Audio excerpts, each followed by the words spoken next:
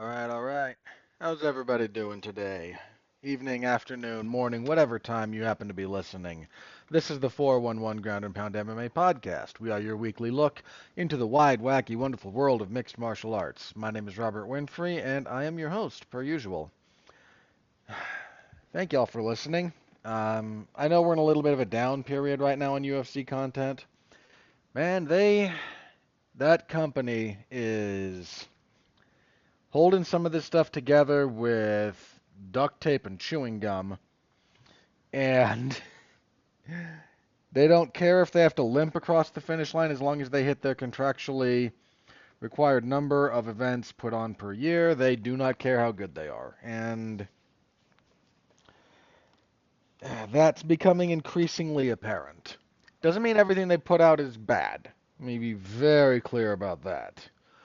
But they threw a lot of stuff at UFC 300, and man, oh man, have they been struggling. 303 came together last minute and was not even a very good card. Uh, Alex Pereira kind of saved that with his knockout in the main event. Um, it's been a little bit rough, and then this card we're going to preview today, had its main event fallout. I think the next one, they're just people in the UFC are the old fable about the boy putting his fingers in the dike, right? Just plugging leaks and seeing more pop up all the way around you. It's got to be a frustrating thing. So we'll be previewing UFC on ESPN 59. Some fight announcements, some sort of generalized news going out there that we'll talk about, but I don't expect this to be a horribly long podcast. You'll know that when you click on the link. My last one clocking in at 2 hours was a thing. Didn't expect that one to go that long. But that's kind of what we got this evening. So I'm recording the evening. So if I use this evening, just roll with me, please. So that's what's on the agenda. Interact with the product a little bit, like, comment, subscribe, star rating, written review, any and all of that. You'll know the drill. Share us around if that's at all applicable. And if you don't feel like doing any of that, just thank you for listening. That really does mean the world to me. That anybody listens to my ramblings. All right, let's jump into this, shall we? So UFC on ESPN 59. The UFC will be in Denver. I guess they got over whatever issues they had with Colorado sanctioning the use of the Universal, or is it the World? I forget what they call the other rule set. I always forget it. It's the rule set that one uses. And Colorado approved its use.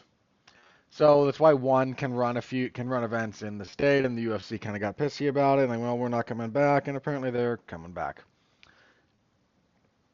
So a little bit of much ado about nothing, or the Colorado Chamber of Commerce threw more money at them, which is entirely possible.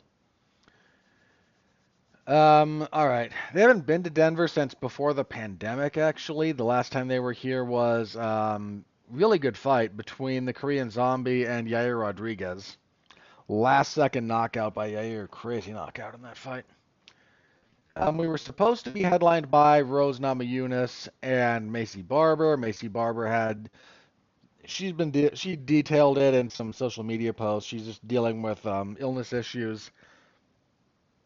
She had some infections she was dealing with, and the battery of antibiotics that they had her on apparently got her immune system to be less than resilient, which can sort of happen if you're on like a lot of antibiotics. Your immune system goes, oh, I don't have to work as hard, and just stuff. Um, so bear in mind that's like if you're on a very very powerful antibiotics, if you need them to clear out a regular infection, take all your pills, please. This is a thing that got drilled into my head. I've only had like one instance when I've been on relatively decent antibiotics, because I got basically strep. Only time I've ever had it, which is weird. Like that's a thing that can kind of come up, but some of my brothers had it more than once. But no, just only the one time for me, and just you take all your pills because otherwise, if you don't, then you may not necessarily kill all the bacteria and they come back more resistant to that particular antibiotic, and it's a whole thing. So, but if she's been dealing with something kind of ongoing, then it might mess up your immune system a little bit, and I just hope she's able to heal up because much as whatever I feel about her as a fighter or personality, I don't wish ill health on too many people. And I'm working hard on getting that number down to 0. So in steps instead, Tracy Cortez. Fair enough. The UFC is kind of just hoping nothing happens to Rose Namajunas during fight week. So that's our main event. Come together, last couple of weeks. Rose Namajunas is in such a weird spot. She's coming off a win over Amanda Hebos. That was a solid enough win to bounce back from a couple of losses. Even in that fight, though, the round she won fairly cleanly, but just didn't inspire gobs of confidence. Where are we on this one? Are we still at flyweight? Yeah, we're back at flyweight. Okay. I would have picked Namajunas to beat Barber because Barber is extremely hittable.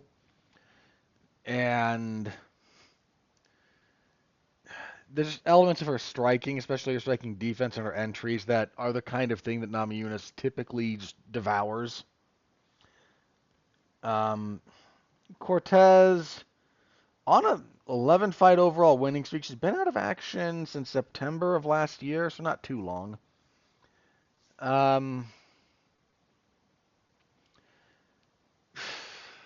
This is just a really, really big step up for her on short notice. Over 5 rounds. I'm going to go with Namajunas. That said, the odds on this are actually fairly close. Yeah, Cortez is less than a 2-1 underdog. So they're respecting some of her potential, but this is a big ask under these conditions, and I think that's kind of what's informing a lot of this.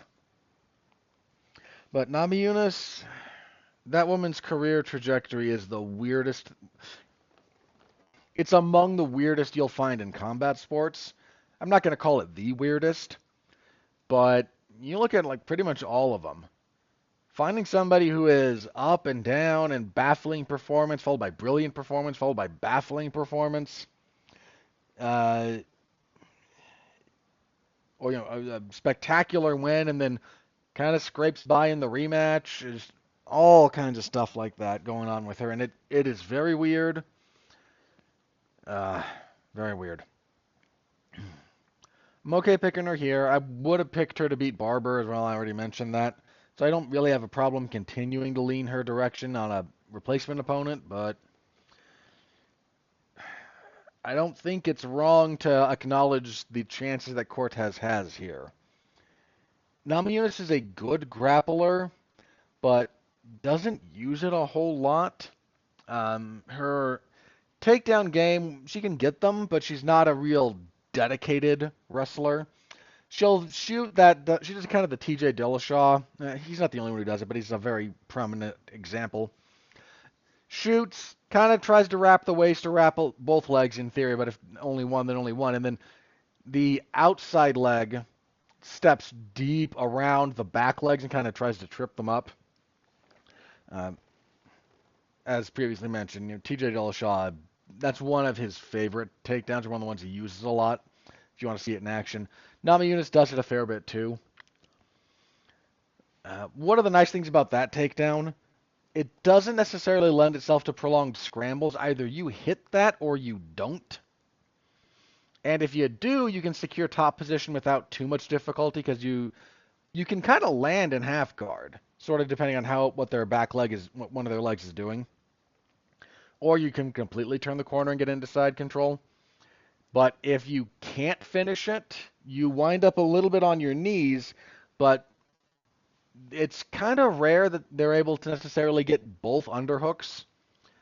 Uh, so they might down block you, but they can't always get underhooks and then control and then maybe kind of force a full-on scramble. So you can kind of disengage quickly if it doesn't go your direction. And obviously there's exceptions to that, but if you're looking for... Peter Yan does that takedown too. He does it from slightly different setups, but that's one of the ones he shoots a lot. Gets under, gets the outside leg, almost like he's knee walking deep around the backside and trips you up. So other examples of that technique if you wanted to look it up. And Yan, you see kind of the same thing. You can either try to really force a continued scramble if you can switch to a single leg, try to move something there, or you can be relatively safe disengaging. It's not the only takedown Rose uses, but it's kind of the prominent one that she goes for because she tends to try and get her takedowns reactive relative to you coming in and striking with her. Cortez a little bit straight ahead, but the point I was making there, Cortez tends to do most of her work on the mat. That's where, and getting Namajunas down is not impossible, but her frame makes it difficult if you're not kind of really dialed in for what you're trying to do.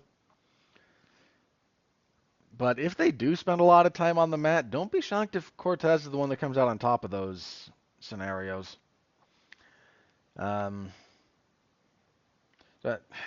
the 5-round thing on short notice is really kind of what's clinching it for me to lean towards Namajunas here. So that's kind of our big selling point. Former champion. I think these are the only ranked fighters on the card. Hang on. Is Namajunas ranked at flyweight? Or is she only ranked at strawweight? Okay, she's number 6 at flyweight. Fair enough. So is she not ranked at strawweight then? Okay, she's not ranked at strawweight at the moment. All right, fair. Cortez is 11. So these are only ranked fighters on the whole card. I'm pretty sure. Let me double check that real fast. I don't want to be horribly inaccurate, but if Ponzinibbio's not ranked, then nobody else on this card is. Sorry, on the prelims. Wait, that fight's. So Jasmine Jasdavicius is still on this card.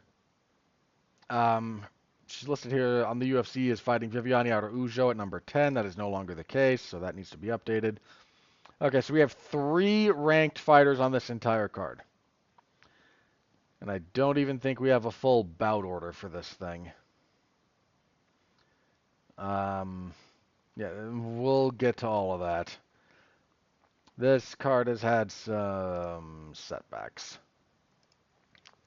So, listed currently as your co-main event, depending on where you look. If it's not this, what was the other fight I just saw kind of in this spot? Is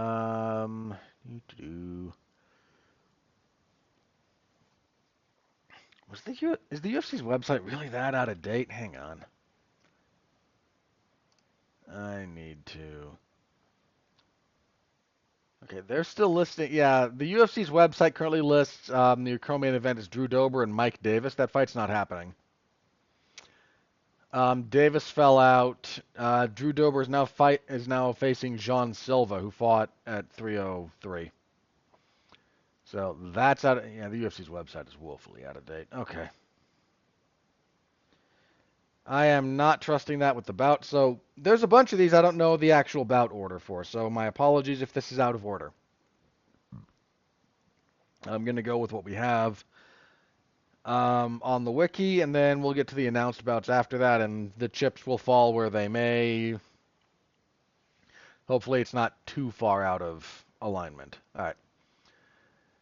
So listed co-main event at the moment. I'm going to assume this is the co-main event. That seems like a safe assumption. Welterweight Santiago Ponzinibbio and Muslim Salikov.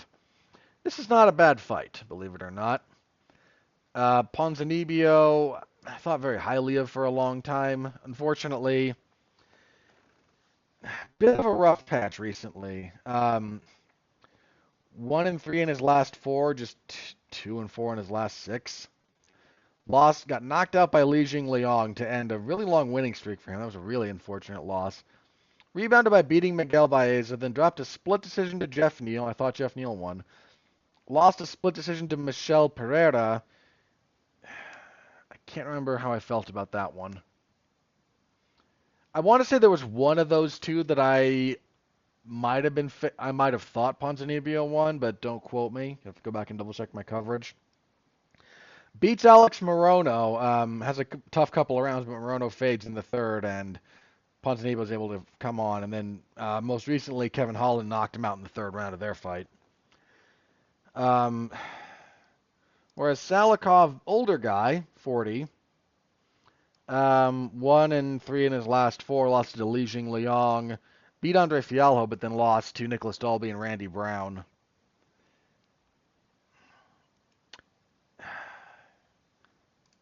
These are two, look, Ponzinibbio's 37, I already said Salikov's 40. Ponzinibbio has 36 total professional fights. His UFC career is 11 years old, almost.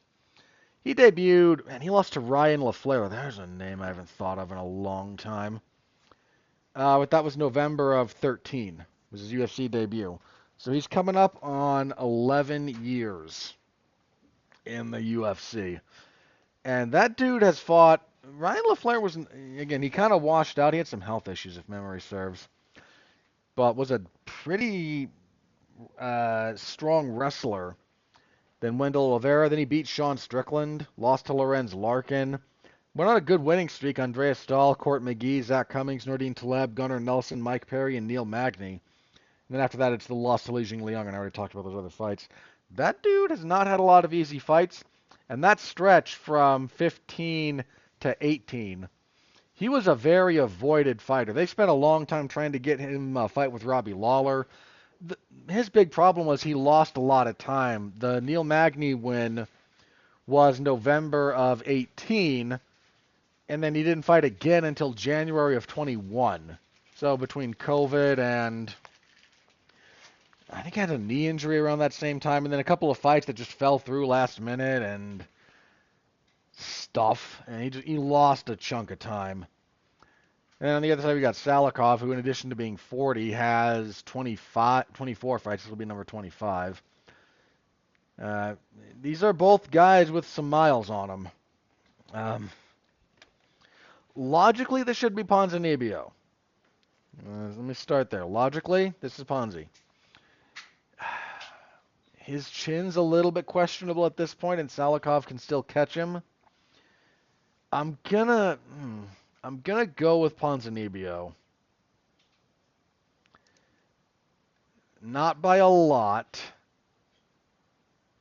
In fact, the odds are a little bit wider than not how I would set them. Not what I think is reflective of this fight, but that 40-year-old marker, man, it is a doozy. It is just a doozy. So let me go with Ponzinibbio, and we'll move right along to our next fight. What do we got? Welterweight, Gabriel Bonfim and Angelosa. They are trying to rehab Gabriel Bonfim. Let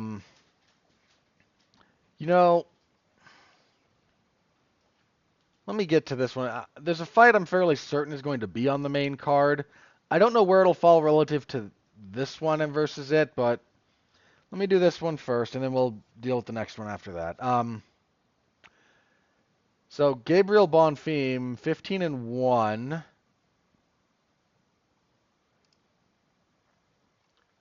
And let's see, 2-1 in the UFC. Yeah, he lost to Nicholas Dalby. He had beating Munir Lazez and Trevin Giles.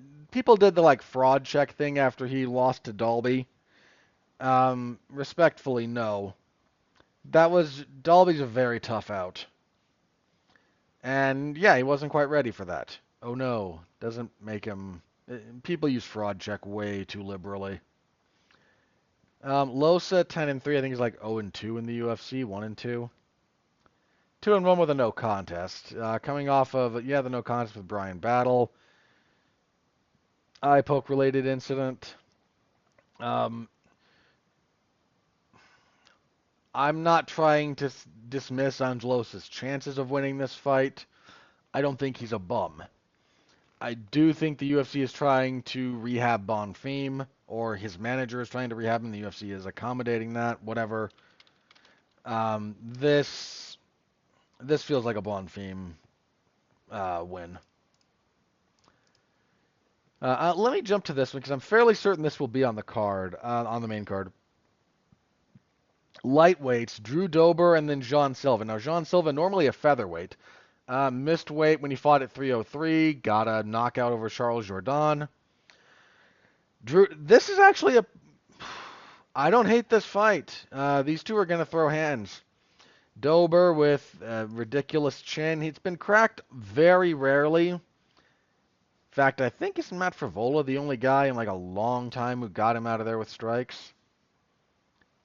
Yeah, since like very early in his career. He's only been stopped with punches twice. Coming off a loss to Hanato Moicano, he couldn't quite keep up with the wrestling. But Dober is an action hero, man. That guy goes in there and he gives it to you. He's very rarely in a boring fight. And Silva on a short turnaround might be trying to like rebuy some goodwill after the scale issue.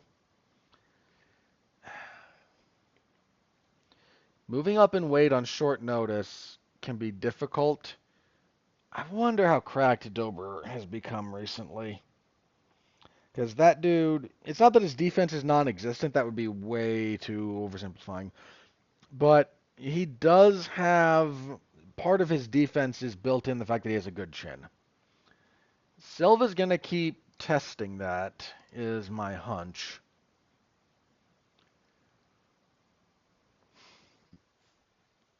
This is a really, really tough fight to call. What are we talking about size-wise here? So Silva, he's on a 10-fight winning streak, man. That is nothing to sneeze at. He's 5'7", 69 inches of reach. Dober is 5'8", so Dober's only an inch taller with an inch of reach. That's a bit closer than you might think. I imagine Dober's thicker through the torso than Silva is.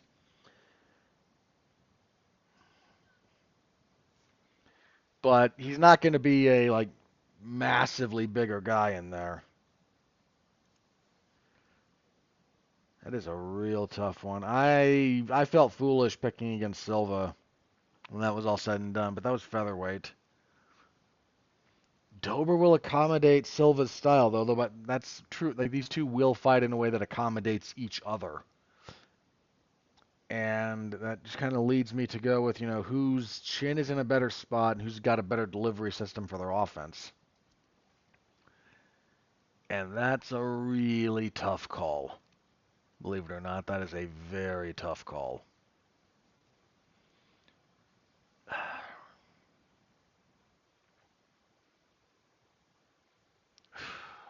The weight class is a thing. Silva's got a good camp behind him, though. That Fighting Nerds camp is, they're coming on. Kyle Bahalio put together a very good team. Am I really going to pick Silva? I'm going to pick Silva, but I'm going to asterisk this one. It's short notice. I want to see a couple of things about how they match up physically that I won't know until I see them next to each other.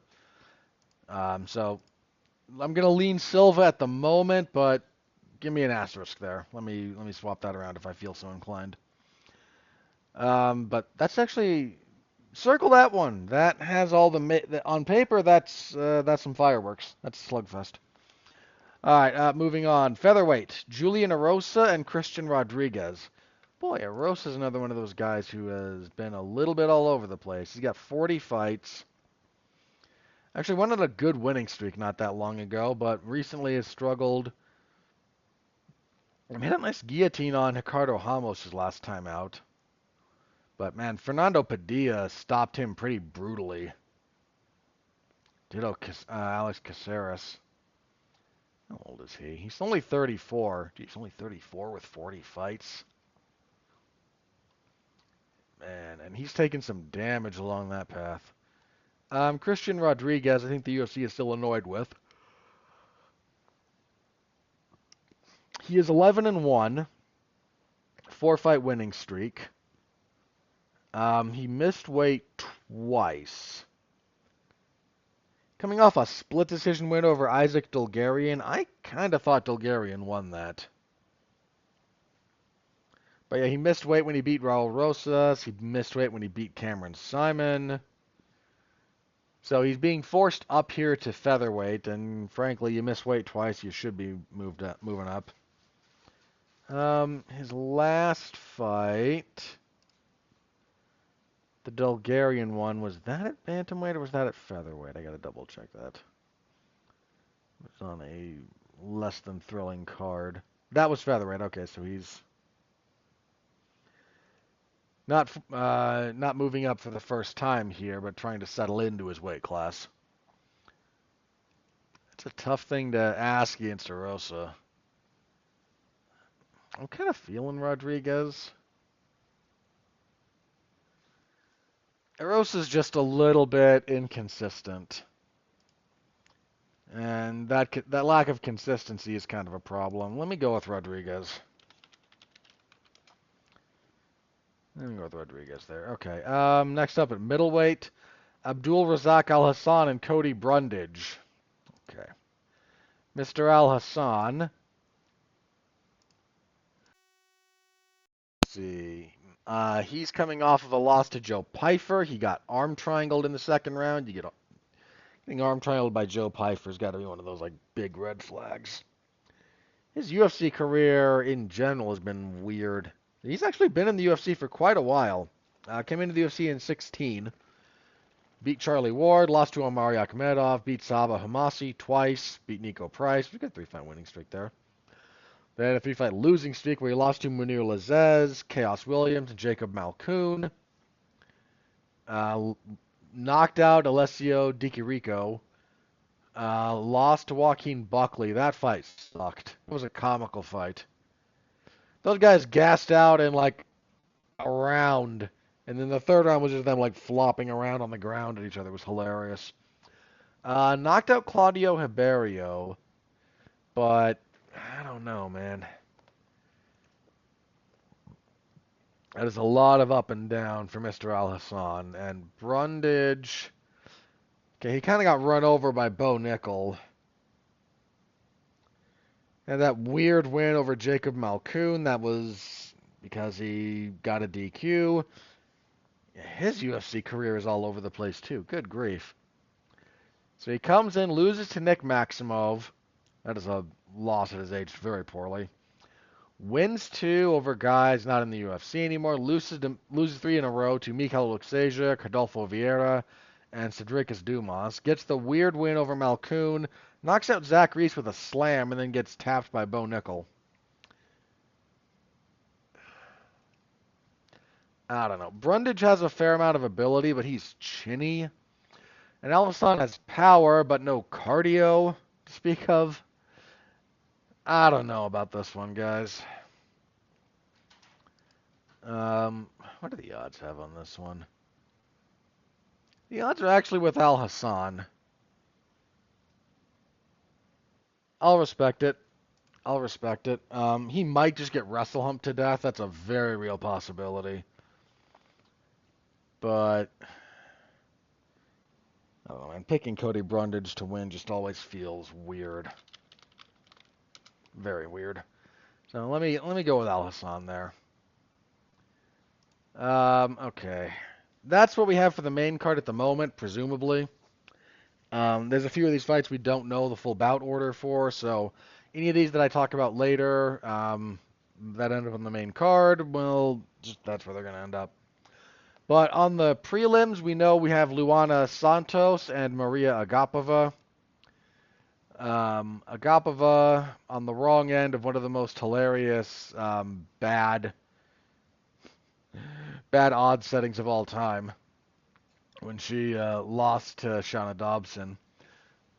She is 2-3 overall in the UFC, 2-fight losing streak, submission losses to Marina Moroz and Jillian Robertson.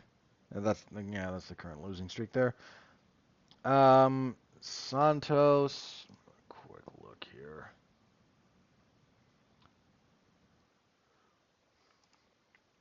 I want to make sure I'm remembering who we have here because this is not Luana Pinheiro. Luana Santos is 7-1, 4-fight winning streak, 2-0 in the UFC.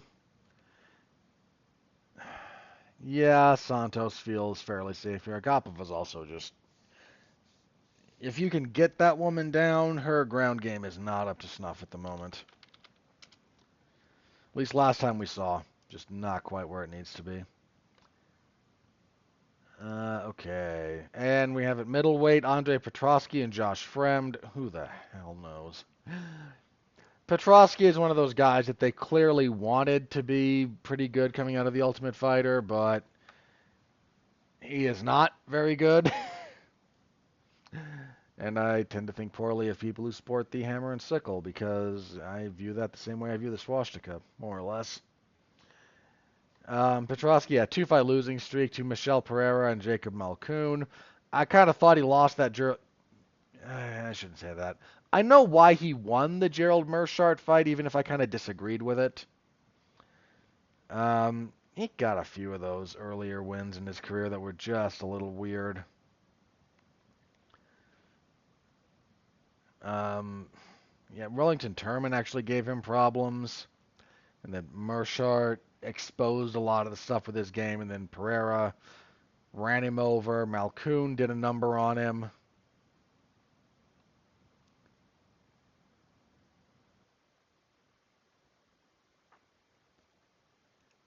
I don't know what's Fremd. I know I've seen. He's had some. He's mostly a wrestler. 11-5. 2-3 in the UFC. Roman Kopylov fended off his wrestling and then stopped him with a body shot. That was a nice body shot. But if Petrosky can't out-wrestle you, he can be dragged into some deep waters like that. I'm going to go with Fremd. I don't know how good I feel about that, but I'm going with Fremd. Fremd is also... Petrosky is the one who's, like, jacked for the division, but I think Fremd has a bigger frame. Okay, now these are the bouts that we do not have a bout order for, but are announced on the card somewhere. I don't know if they're going to find someone for Nazim Sadikov. He was supposed to be on this card taking on Chris Duncan. Then that got changed to Markel Medeiros. Medeiros pulled out, so my hunch at this point is he's not going to be on the card, but we'll see. If he does get a late notice for opponent, I'll have to see who it is, but I would probably be okay picking him in the dark. We talked about Dober and Silva. So bantamweight, Montel Jackson and Damon Blackshear. Jackson, his only losses in the UFC are to Ricky Simone and Brett Johns. He is currently on a 4-fight winning streak, coming off a nice win over Ronnie Yaya most recently. He is tied with some big names, Piotr Jan, Marlon Vera, and Cody Garbrandt for most knockdowns in the bantamweight division's history. Shockingly few finishes. In fact, only 2 by strike-related stoppage. He caught Kelleher with a Darce choke earlier in his career. He missed weight for that one. Hasn't missed weight since. But yeah, he got Jesse Strader with punches, and then recently again, Yaya. Blackshear's a guy that has been a little bit up and down. You've seen some flashes of his potential. Where are you? 14-6-1, 2-2-1 in the UFC. We have lost to Mario Bautista. I think I'm okay going with Jackson here.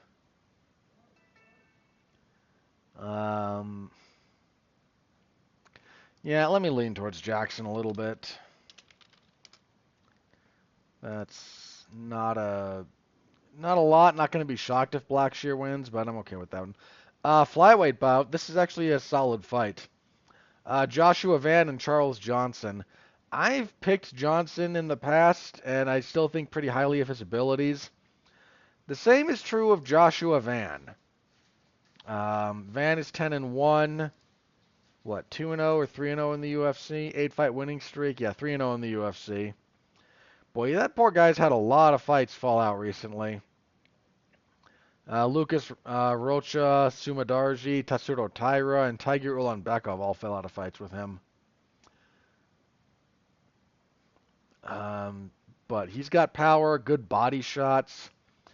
Problem is he's fighting a guy whose prolonged striking exchanges with Charles Johnson tend to open up a lot of his gains. A very well-matched fight in that respect.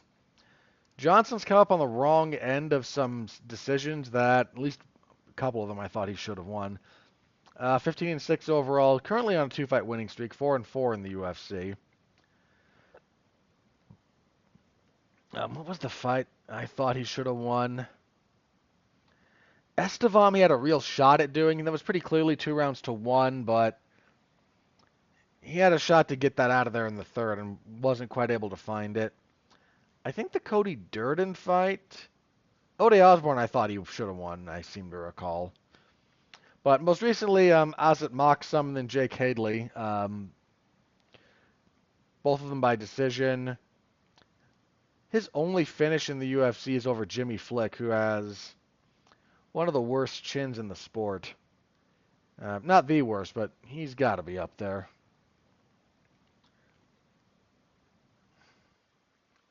He actually gave Muhammad Makayev some problems, too, when they fought. I mean, Makayev won that fight fairly, but I'm going to lean towards Van. I think Johnson's defense is built around a lot of MMA punching, and Van, it's not that he doesn't do that, but he also does a lot more like traditional boxing work. And I think that'll be a big deal. If Johnson can keep this long, though, this is a well-matched fight. I'm okay leaning towards Van, but I am not sleeping on Charles Johnson here at all. He has a very good chance to win this fight. And as mentioned, Jasmine Jasdavicius and Fatima Klein. This was supposed to be Jasdavicius and Viviane Araujo. I think that's actually an easier fight.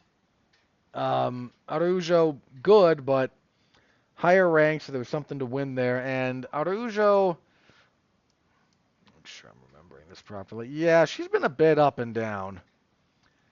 Instead, Fatima Klein on short notice. That is a tough draw on short notice.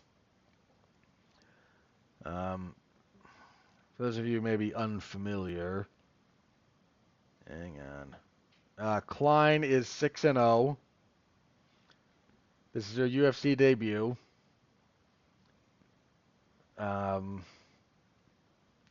But a fairly decorated grappler. Not that not perfect in that respect, but won some ADCC trials. Like she knows what she's doing on the ground.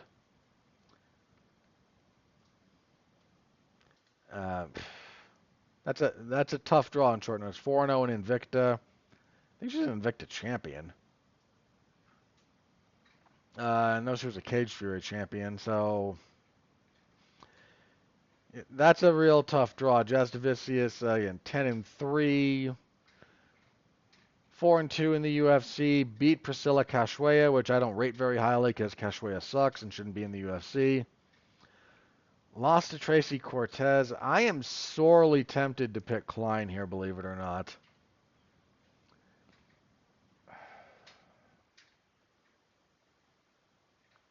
Hang on. Let me check one thing. What are we at here? So we'll be at flyweight. Does Klein normally fight? And double check this. Because I feel like...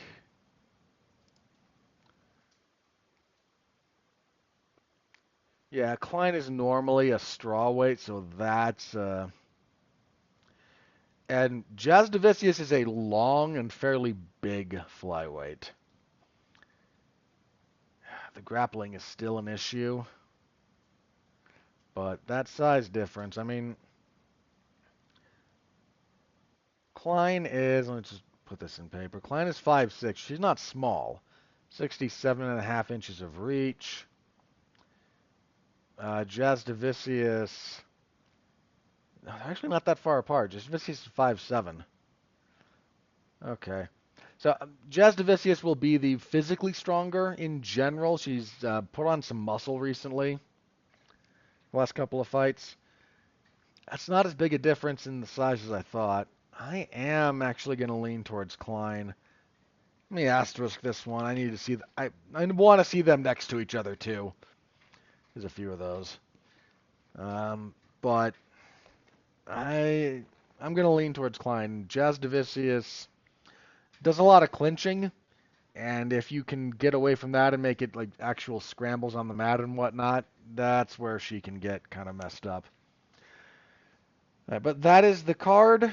UFC on ESPN 59. I will be covering that in the MMA Zone to 411mania.com on this coming Saturday, so stop by, say hello. I appreciate it. Y'all know the drill there. Alrighty. No, that did not take very long. Longer than I expected, but not too long. All right, let's talk about some fights. So the upcoming card in Paris. Let me close a few things out and find what number that is. This is the September 28th event. Assuming Paris is not wildly destabilized between now and then, which is not a guarantee. There's some weirdness going on in France at the moment. A lot of weirdness. But assuming all things go forward, that will be UFC Fight Night 245.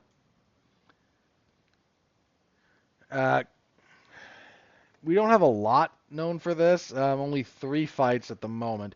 They mentioned they were trying to get Cyril Gane and Jailton Almeida for this card. I don't know. That hasn't been announced yet. I don't know if it will come together or not. We know at the moment Jermaine Durandamy and Nora Konole. That fight will probably suck. And William Gomis and Joe Anderson Brito. That'll probably be okay. But the big one, I think at the moment they said it will be 5 rounds, so it's either a 5-round co-main event or the main event, either way. Frenchman Benoit Saint-Denis and Renato Moicano. Yes. For a fight night main event, those two, yes. That gets a thumbs up from me, man. That'll be fun. Those two will do some violence to each other. So, yeah, there's that. Looking forward to that one. More on that, obviously, as we get closer to the event. Weird little bit of news here. So, Jiri Prochazka has come out and said he plans to try and move down to middleweight. I don't know that that's a good idea. That's not going to solve his problems. Yuri's problems at light heavyweight are not like frame related. He's appropriately sized for the weight class. He is physically strong. He's not getting bullied around by bigger guys. His defense is a problem. Cutting down to middleweight doesn't make your defense better. He's also young. I mean, Pereira is 37. He is 37 now, or he will be in a couple of days. Um, Yuri's only like, what, 33, I think? 32, 33. Yeah, he's young. He doesn't. Yeah, he'd actually be better off waiting in that weight class and trying to wait out Pereira, who's going to age out in the nearish future. Um, Moving to middleweight that's not his problem.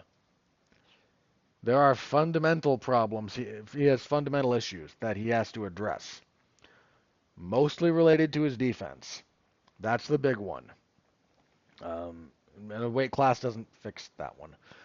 Okay, you know what? There's just a bunch of like quick hitter stuff I want to talk about, so let's do that very briefly here, shall we? A few things that have kind of been floating around. Some of these for longer than a week, but I just didn't either have time or the inclination to get to them earlier, so I'll try not to take too long here. So let's take a look at some of the title picture stuff, shall we? Um, Sean O'Malley trying to be annoyed at his pound for pound ranking. I'm going to quote some of a tweet that I saw about this. I forget who said it. I apologize, but it made me laugh. Like when Sean was talking about why is Ilya Topuria ranked ahead of me, I've actually got more title defenses and I'm like 4 inches taller. And the response to this was I've never seen anyone flex being 5'10" as much as Sean O'Malley does. And I think that's very true. Like that guy enjoys that for some reason. Um, he is happy to be 5'10" in a way that Conor McGregor would be happy to be 6'1". It's so weird. So they're chirping at each other. O'Malley and Topuria is still a fight that might be on the horizon for both guys. There's a lot of stuff in motion there. Sean Strickland wants to wait for the winner of Israel Adesanya and Dricus du Plessis and get a title shot. He is downplaying like he doesn't want to fight Robert Whittaker for it. I don't blame him. I wouldn't want to fight Robert Whittaker for it either. I don't think that's if that sounds like I'm downplaying Strickland, I'm not. Strickland could win that fight. That sounds silly because my respect for Bobby Knuckles is well documented. But I am like well past pretending that Sean Strickland is not a guy that is very difficult to beat in MMA at this point. He may not put in a very exciting performance, but you want to go out there and try to like definitively beat that guy? The last since the last guy to do that was Pereira. And since then, some of those I shouldn't say minor, there were a couple of things about Strickland's defensive style that Pereira really took advantage of that Strickland has since kind of shored up. Um, he's just not easy to beat. Certainly, he's very difficult to beat clean. And he could beat Robert Whittaker if they fought. That's definitely on the table. But if I'm him, and I can take a very difficult fight against Robert Whittaker, who just had a really good performance, or I can bring up the fact that I should be the number one contender. Robert Whittaker lost to both Israel Adesanya, twice in that case, and Dricus du Plessis. In fact, they both finished him, Izzy once and Dricus once. I beat Izzy, and I probably should have beat Dricus. I scored that for DDP doing it live, but on rewatch, shrug, that's a super close fight. So I don't think scoring it for DDP is wrong, but there's a very real Strickland scorecard in that fight. Very, very real. So I have beat the former champion, and you could argue I should have beat the current champion, and this other guy has lost to both of them. He's 0-3 against those two guys. The UFC just doesn't have a mandatory system. It's how much do they like you. And Strickland and the UFC don't always get along. So, I don't know. That's what he wants. He can do that if he so chooses. I just don't know how successful that will be, but we will have to wait and see. Both Stipe Miocic and John Jones kind of pushing back on the notion that they're holding up the heavyweight division. You are. Sorry, guys. You are definitively holding up the heavyweight division. If the interim champion is defending the interim belt for no reason other than the promotion is desperate to keep that fight together, you're holding it up.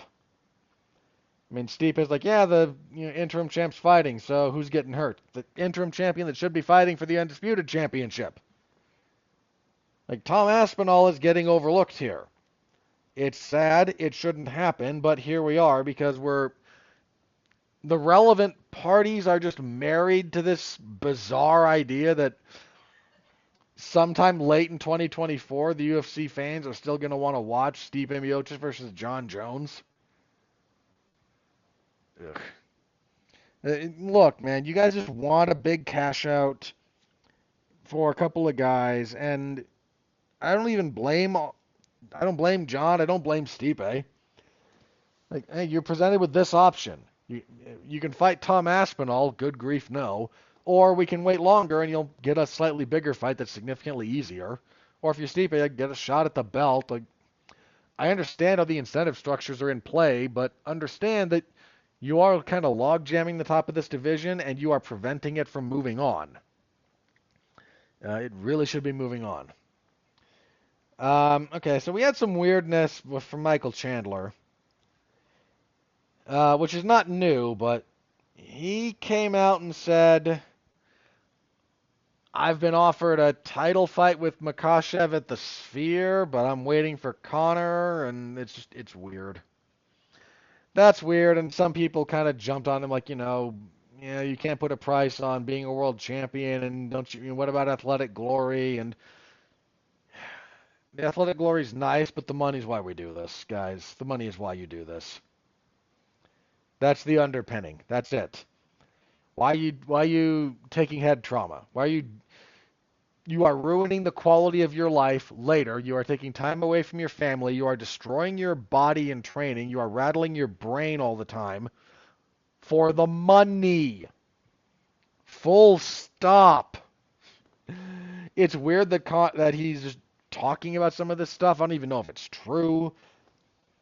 But just some weirdness there. And then that's been compounded by Ilia Topuria and Max Holloway just chirping constantly at each other. And each of them saying, like, no, that guy doesn't want the fight. And neither of these guys is afraid to fight each other. If I had to guess what's going on, UFC is just playing them against each other. Because this is fairly well documented that they do this. That they will say so-and-so rejected the fight, even if that's a bald-faced lie, because you can't always necessarily verify that.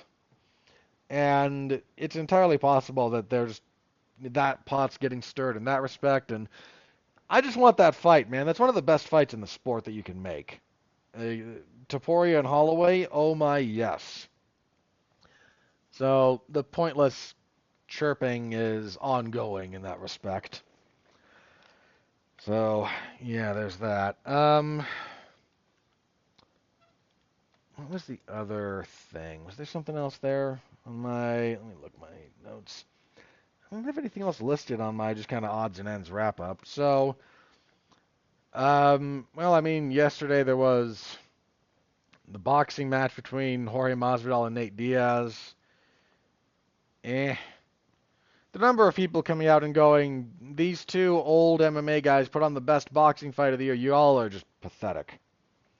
The number of people who clearly only watch boxing when an MMA fighter is involved in it is showing and is profoundly aggravating. These are a bunch of people who don't actually watch boxing. Look, I'm not saying that the Masvidal and Diaz fight was bad. They kept a decently high pace. Both men were fairly active. It was fine. It was mid-level boxing. But if you want to understand what I mean by, what do you mean it was mid-level boxing? This fight took place at 175 pounds. That's light heavyweight in boxing. The two light heavyweight champions right now in the world of boxing? There's only two of them. One has 3 belts, the other has the 4th. Dmitry Bivol and Artur Beterbiev. Look up either of those gentlemen. Then watch what Diaz and Masvidal did. Then tell me either of those two has a chance in hell in a boxing match with either of those guys. Because the answer is no. The answer is super no. Neither of them could do anything to Bivol. And Beterbiev would churn them into mulch, because that man is an avalanche. It starts as a slow-moving thing, and then it just gets worse. I mean, Beterbiev is undefeated, and all of his wins are stoppages. Had a very decorated amateur career. I think the only guy that really defeated him consistently in the amateurs was Usyk, who now fights like a couple of weight classes higher, and is a generational talent and hard worker. Like, just understand what you're watching here, and there's a lot of people who just only tune in for boxing when there's an MMA dude attached, and it shows, and I have very little patience for those people anymore. Like, I fully respect that you're not the biggest fans of boxing. I'm not here to tell you that you have to dedicate a large chunk of your time and your life to it, okay? If you're not interested in high-level boxing, fine. If you're not interested in boxing, not here to diminish you as a person, but don't start spouting opinions about, oh, this was the best boxing fight of the year. This was not even close. We had Fury and Usyk not that long ago. Okay? Please be serious.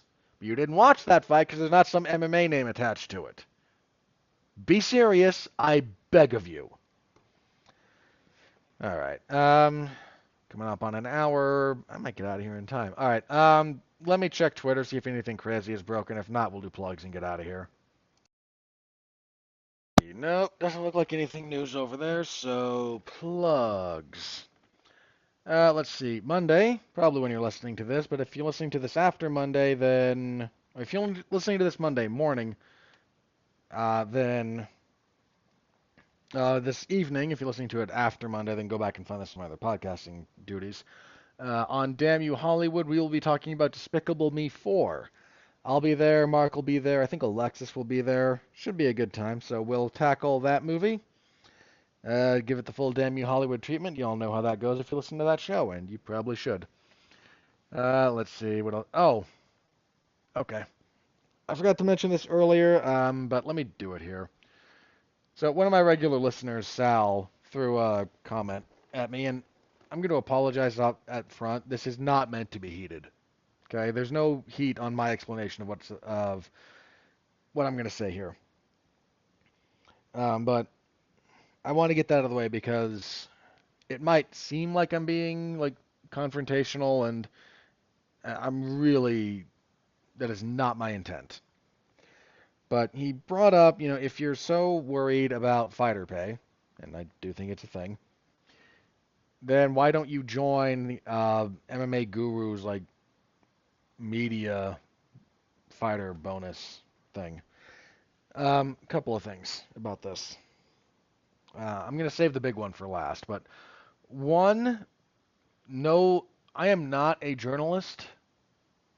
So this point that I'm about to raise doesn't necessarily apply to me in the same way it does to others, but in the interest of putting it out there as a reason, getting media personalities, especially journalistic ones, and not just content creators like we have now, involved financially in those kinds of things is a pretty big ethical concern. And no journalist should do it. As I said, I don't consider myself a journalist. I don't do journalism. But that is a major concern. Second, I won't get involved in that because I don't trust the MMA guru to be an ethical, honest actor in the space. And if I were to get involved in something like this, it would have to be properly vetted and individuals involved that I knew were acting as they claim to be acting. And since we're talking about MMA, that's an unbearably small list. So there's that. 3, I don't have anything financially to contribute. Um, Not going to get into my personal finances, but um, look, I do this. I do my coverage. I do the podcasts, but this doesn't pay the bills, guys. Um, so I'm not in a position, and I don't talk about what I do with the rest of my time here, but yeah, I have other stuff that I do. I have a life outside of this. And I'm not really in a position to throw a bunch of money at that to then what? Be one small voice in a bunch of people desperate to glom on to fighter stuff and fighter personality for more attention dollars in YouTube, TikTok spheres. Well, we all whine and complain about which fighters we like more and who will give us more attention, so that's the ones we'll give the money to. Which is, I guarantee you, what's going to happen if that kind of thing comes to fruition. That's what that discussion is going to be. Four, and the biggest one, if I'm going to be arguing like high mind, like, look, if you want my biggest reason, I don't have it to give. Full stop. I don't have it. If you want the biggest, like, high concept reason, why are we offloading the responsibility of how this should be done to a third party? Oh no, the UFC catastrophically underpays its fighters. They don't care enough to do anything about it. We talk about it because it's a thing to talk about, and it's an important thing to talk about. But to then go, well, why don't you guys just take up a charitable donation for them? This should be on fighters to fix and on the UFC to act in an ethical manner. Business ethics being a weird thing, how labor relates to management, and that's a whole other, that's a slightly more involved topic. But you don't get to offload the responsibility of which organization should be doing the right things to a third party and then go problem solved, or why aren't you doing more in that respect? Like that's a very poor way to consider how these type of things should be adjudicated and processed and what systems should be in place going forward. That's not how this should work at all, ever. Um, Look, that my opinion on that, as a systematic approach, that's my stance on it. You're trying to come up with weird solutions because you know this is screwed up. We all know this is screwed up. Anybody who's looked at the numbers knows this is screwed up. But you're trying to sort of square the circle of, I still believe the UFC best represents the interest of the fans, with fighters are being mistreated. You're trying to figure out how to make that work. So we're coming up with a lot of randomness because you don't want to see the architecture go away because you believe the architecture serves the fans' best interest. I'm not even saying it doesn't all the time. There are times when it does, there are times when it doesn't. But the architecture is the only thing that can change that actually does anything meaningful with this. Nothing else that we do is going to matter. Nothing. Any number of people can try to throw money at this problem. It's not going to change much of anything. You can try to get the MMA media personalities to essentially buy more time with fighters this way, which, again, that's what that will wind up being, just for the record. But that's not going to change anything. It's not going to meaningfully impact the system. The system and the architecture is what needs to change. The UFC pays 15%, less than 20 at a bare minimum. 15 to 12, I think, is where it's been. So call it 15 for the sake of discussion. Less than 20% year-over-year revenue in fighter compensation. Period. This is known.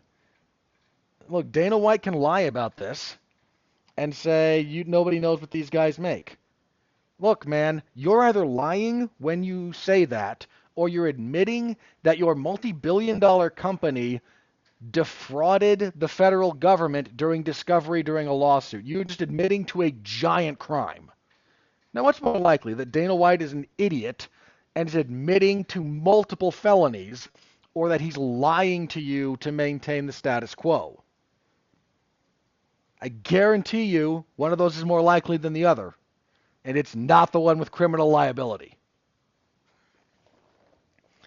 Look, the only thing that's going to change this is if the architecture changes, and the architecture at this point will only change if the force of law makes it. The fighter lawsuit is pretty much done. They're going to wind up. The judge actually wasn't satisfied with the first settlement that was brought forth, so we're going to see how that shakes out a little bit. But everyone who signs on with the UFC now signs away their right to participate in class action lawsuits, which you can actually debate whether or not that's perfectly legal and whether that aspect of the contract would hold up under legal scrutiny. But as part of the boilerplate to get in, you waive your right to class action lawsuits and agree to nothing but binding arbitration. That's in the contract you sign. So that ain't happening again. So the fighters organizing and doing anything about it is basically dead. The UFC has no incentive to do anything other than pay less because they're a monopoly at this point. And the UFC can lie about this all they want to. Anyone can try it. No, they can't. The fact that everyone else can throw millions and millions and millions and millions of dollars at this and not compete is not because you're geniuses. Okay? That's not it. The UFC has a monopoly on top-end MMA talent. Full stop. And you can't compete in the MMA marketplace. Look at who else has tried. If something like what the PFL has right now is unable to make a meaningful dent in this, nothing can. Nothing can make a dent in this. And trying to get legislation passed to affect this is probably not going to happen, given a couple of factors. I know that, not to get too political here, Joe Biden's the NLRB and whatnot, a few other labor stuff under the Biden administration has generally been favorable towards the labor side of things. But they've done nothing towards the UFC in no small part because the guys who own Endeavor, which owns TKO, which is the UFC and WWE, throw money at the Democratic Party. And that buys you goodwill. And the UFC in particular has kind of courted the political right in a lot of respects, disincentivizing them from doing anything. So you actually have this one entity that is throwing money and influence at both of the major parties in the United States, sort of perpetuating that no matter what we do, no matter which side of the theoretical aisle is in power, nothing's going to happen to them. I mean, the biggest thing that might affect them is we have to see whether or not this is going to hold up, but the rule that non-compete clauses are things that should be done away with. Because that would affect MMA, that would affect the video game industry, that would affect a few other things, and frankly, I think no-compete clauses probably should go away. But that's a whole other thing. So there's no incentive for the architecture to change. The fighters aren't going to do anything about this. I talk about it because it's not going away, and it's still a problem. And I'm not going to be banging the drum for it a whole lot, but it does come up on occasion. But look, there is no MMA media personality that is going to start some collection plate to pass out to the fighters. Oh, maybe we can throw another bonus at one fighter every card. And in exchange for that, they'll do stuff for the different MMA, for the different content creators that are making noise about this. Sorry, that's kind of gross. Not going to lie, that's a little gross. And I refuse to be party to the argument that the UFC should not bear the responsibility and the brunt of what should be done about this. It's their problem. They're the ones exploiting the workers. Not to sound too political here, but that's what's going on. Look, I've seen plenty of times when workers and unions have exploited management. This is, hey, who'd have thought? The capacity of human beings to manipulate and abuse each other is not limited to one side of labor versus management. Like both groups will do it. In this instance, it's the management that's abusing labor. I've seen the other side. At the moment, this is not that side. This should be on the fighters in the UFC to fix, and small band-aids from content creators means nothing. It means nothing in the grand scope of things. Absolutely nothing. All right. So I just Salad throwing that comment out there, and I thought it was worth addressing. So again, there's no heat on that. I think you asked a question in good faith. That's my reasoning. You are more than welcome to curse me out in the comments if you disagree with me. But on that particular subset of the issue, that's where I stand. All right. I mentioned Damn You Hollywood. Let's see. WWE SmackDown on Friday, per usual. UFC event on Saturday, and then we will be back here next Sunday. I record Sunday, but back here next week, and we will review UFC on ESPN 59, and we will preview a truly, truly dismal card on paper. UFC on ESPN 60, back in the warehouse, and your main event is Amanda Lemos and Verna Jandiroba.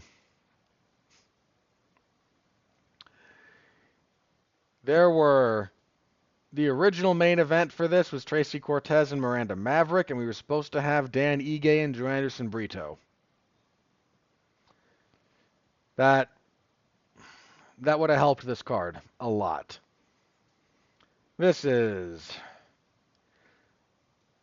I am struggling with this upcoming card, guys. I really am. It is not very good on paper. That's all I can say. Full preview next week, so tune in to see just how dire it might get. All right. That's it for me for this week. Thank you all very, very much for listening as always. I deeply appreciate you guys. Stay safe out there and continue to be well, be safe, and behave.